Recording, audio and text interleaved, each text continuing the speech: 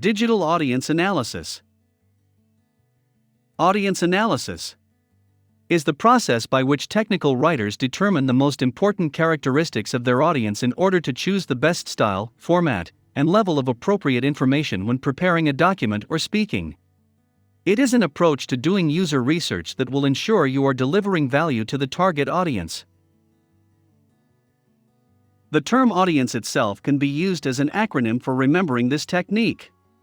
A is for analysis, means who is the audience. U is for understanding, what is the audience's knowledge and attitude toward the brand. D is for demographics, what is the audience's age, gender, education, location, and so on. I is for interest, why is the audience reading, sharing, and interacting with your brand content. E is for environment, where does the audience spend time online. N is for needs, what are the audience needs associated with your brand, product, or service. C is for customization, what personalization and/or attributes of the experience should the brand address in order to add value for the audience. And E is for expectations, what are both the stated and unstated expectations that the audience has for their interactions with your brand. Audience analysis uses cases, means it can take many forms. For example, different analysis or tools could be used to gain a deeper understanding of your target audience. The following are some common use cases for audience analysis: digital strategy development, content strategy development, engagement strategy development, search engine optimization, content optimization, user experience design and optimization, and audience segmentation. Digital strategy development. Digital strategy development. In addition to having clearly defined business objectives, developing a robust digital strategy requires having a clear understanding of the market, your competitors, and your audience. Its main objective is to maximize the number of desired outcomes produced on social platforms. You'll be trying to find customers but first need to have identified their needs, wants, and expectations. Digital strategy is important for setting up benchmarks and objectives. It will also help you have a deeper understanding of your target audience. And it aids in developing an integrated marketing communications model. Content strategy development. Content strategy is the high-level planning, execution, promotion, and ongoing management of the content lifecycle to support key business initiatives. Essentially, it's your brand's game plan for driving traffic, leads, engagement, sales, and other business outcomes through content. Your content strategy defines what you're trying to accomplish, who you're trying to reach, what types of content you'll publish, how your content will support the brand, the ways in which your content will be differentiated, how you will promote and amplify your content, the metrics that define success. But it takes time and money to create great content. So whether you outsource blog posts or develop videos in-house, it's critical to have a well-organized plan to get the outcomes you want. Engagement strategy development. Engagement strategy development.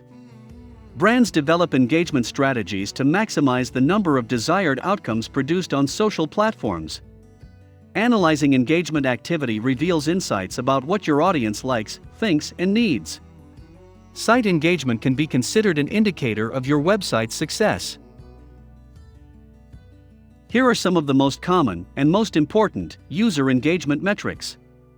Page views. Measuring page views can help you to understand how often people visit your website. Time on page. It's fairly straightforward. The time spent on page. User engagement metric measures the time a user spends on a page on your website. Bounce rate. The bounce rate is the percentage of visitors to a website that exit after only viewing one page. The bounce rate gives an indication of how good your content is, because if people are leaving without taking action, then your content isn't doing its job. Top exit page. Exit pages are the last pages accessed before leaving a website. The exit rate measures the percentage of people that leave your website from the exit page. Pages per session. Another way of measuring interest in your content is pages per session, or the number of unique page visits per session. Page/scroll depth. Page or scroll depth measures how thoroughly your audience consumes your content by tracking where on the page they stop reading. This can indicate two things. Readability: if your content is easy to read, people will go further down the page. Interest: it is assumed that the further people scroll down your page, the more they want to consume your content. Unique visitors. Unique visitor is a term used to refer to a person that visits a website at least once during the reporting period. New versus returning visitors. New users are users who are accessing your website for the first time on a specific device. Returning visitors are those that have previously visited your website. Conversion rate. Customer engagement is linked to overall profitability and can lead to conversions. A high conversion rate tells you that your marketing tactics are effective because they resulted in your website visitors completing your end goal. Abandonment rate is the percentage of carts abandoned to the number of initiated or completed transactions.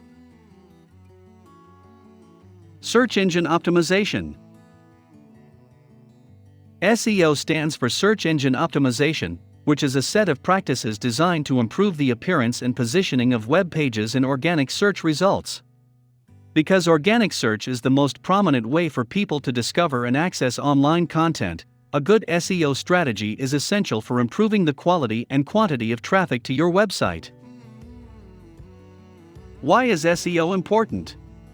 To understand the value of SEO, let's break our definition into three parts. Organic search results is the unpaid listings on a search engine results page, SERP, that the search engine has determined are most relevant to the user's query. Quality of organic traffic refers to how relevant the user and their search query are to the content that exists on your website. High-quality traffic includes only visitors who are genuinely interested in the products, information, or other resources your site offers. Quantity of organic traffic is the number of users who reach your site via organic search results. Users are far more likely to click on search results that appear near the top of the SERP, which is why it's important to use your SEO strategy to rank relevant pages as highly as you can. The more high-quality visitors you attract to your site, the more likely you are to see an increase in valuable conversions. Content optimization. Content optimization is the process of making sure content is written in a way that it can reach the largest possible target audience. The process of optimizing content should include making sure associated keywords are present, adding meta and title tags, and relevant links. You should also optimize headlines for increased CTRs and visual images for increased user engagement. User experience design and optimization. User experience design and optimization. It is the process design teams use to create products that provide meaningful and relevant experiences to users. User experience design is important for simplifying things enough so that users can complete desired tasks and leave a digital experience satisfied. User experience optimization is critical because it can increase retention. As you improve the app and user satisfaction, you'll keep from losing users due to poor user experience. Moreover, improving UX helps improve your conversion rates, allowing you to drive increased revenue. It increases your audience size and number of return visitors. And it enhances user satisfaction, trust in the system, and also improves referrals for your business. While there are various tools and techniques that you can use, there really are only 4 steps in building an optimal user experience. First is to identify core tasks. You identify the critical tasks for that user persona or segment and establish the foundation for a better user experience. Second is analyzing behavioral data. Start by conducting behavioral UX data analysis. This means looking at the quantitative data you already have from your web and app analytics in order to find out how long people are using your app, how many times they launch your app in a day, week, month, how long it takes for them to convert. Next is to test your hypothesis. You can't have user experience optimization without testing. Knowing how to conduct effective tests is what differentiates a marketer with data-driven insights from one relying solely on intuition. And lastly, is to implement and iterate. In the end, as you implement the results of your tests into the app, you will enter cycles of continuous improvement. Or as developers like to call them, iterations. And that's a good thing. No app is perfect, they're all works in progress. Users will greatly appreciate these efforts at making the app better. In fact, these improvements are exactly the things that will boost your retention rate. Audience segmentation. Audience segmentation makes your marketing efforts more personalized or focused. It lets you define your target audiences, tailor your message to resonate specifically with them, meet a specific need that can help drive up conversion rates, build a relationship with your customers and earn their loyalty. And it lets you bring in leads to accelerate your sales cycle. We have discussed the different uses of audience analysis. Now let's dig into the tools you can use to execute with. Here are the most common categories of audience analysis tool types. Search insights, SEO, user surveys, website profiling, web analytics, social listening, influence analysis, sharing analysis, and social profile and activity analysis. Search insights. Search insights tools can be broken down into two distinct subcategories. The first provides insights into search intent based on actual consumer searches with Google or other search engines. These are useful for mining search engine volume patterns across geography, industry categories, brands, and competitors to identify actionable insights. 2. Keyword searches are quite literal in the sense that computers find terms wherever they appear, even if part of a larger phrase or used in a different context. This approach is effective if the researcher knows exactly what they are looking for. SEO or search engine optimization is a tool used to monitor, track and manage your own and competitor keyword ranking. User surveys. Voice of the customer or VOC surveys capture answers from website visitors to custom and very specific questions that the brand wants insight into. It has three main purposes. 1. To figure out what customers care about. 2. To set priorities and goals consistent with the needs of your customers. 3. To determine what customer needs you can profitably meet. Website profiling. A cardinal rule for any successful business is to know your customer. In e-commerce, a key way for companies to get information about their customers is through website profiling. Website profiling data, which is information gleaned from a customer's use of a website, can be used to target advertisements, personalize websites, and match services to a specific customer's needs. This information allows a business to track an end user's page views, the length and time of the visit, and responses to advertisements. Web analytics. Web analytics is the measurement, collection, analysis, and reporting of web data to understand and optimize web usage. It is information about the number of visitors to a website and the number of page views. And it gauges traffic and popularity trends. Another tool is social listening. Social listening is the process of understanding the online conversation about a company or brand, as well as its products and services.